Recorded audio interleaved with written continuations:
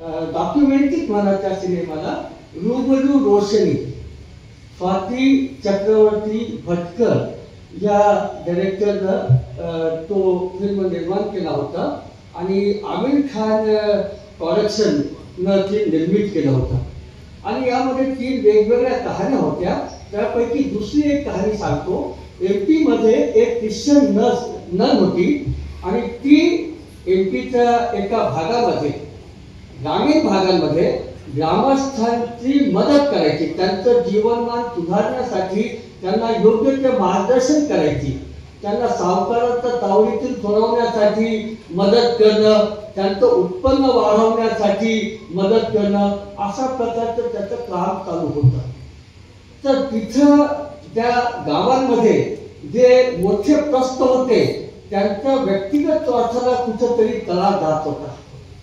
म्हणून त्या लोकांनी असं प्रयोग पसरविलं की अफवा पसरविली की ही बाई धर्मांतरण करत आहे, आपल्या ग्रामीण लोकांना, गरिबांना ख्रिश्चनिटीमध्ये कन्वर्ट करत आहे, अशा प्रकारची अफवा पसरली होते. मोठे प्रश्न त्यांच्या हिताला बाधा होत होती म्हणून, परंतु त्यांच्या आजूबाजूला जी भक्त मंडळी असते ते पेटून उठले.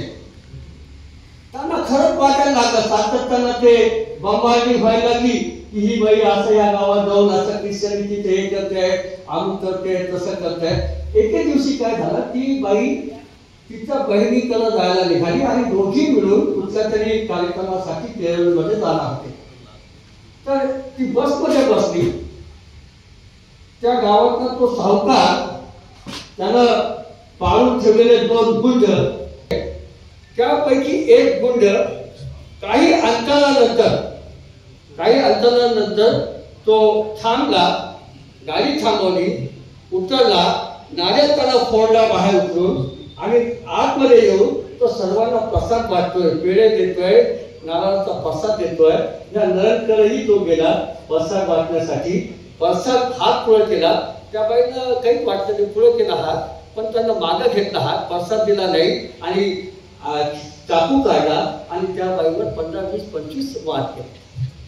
थांबला नाही तो, तर त्या बाईला तो खाली फटफटून आणलं त्यानं आणि खाली उतरून पुन्हा वार केला. कुणी बदल पडला आणि त्या बाईचा जीव तिथे गेला. मुद्दा असा आहे की एखाद्या व्यक्ती जर समाजाच्या उत्थानासाठी काही करत असेल तर तिथं जे प्रश्न आहे, जे ज्यांचं प्रश्न जमलेला आहे, त्यांचा इंटरेस्टला कुठंतरी बाधा पोहोचते, त्यांचा आर्थिक किंवा राजकीय सत्तेला कुठंतरी एक आव्हान उभा राहतो आणि त्या आव्हानाला परतून लावण्यासाठी अशा प्रकारचा धर्माचा किंवा जातीचा वापर करून लोकांचे डोके भरगवले जातात आणि हत्या केली जाते.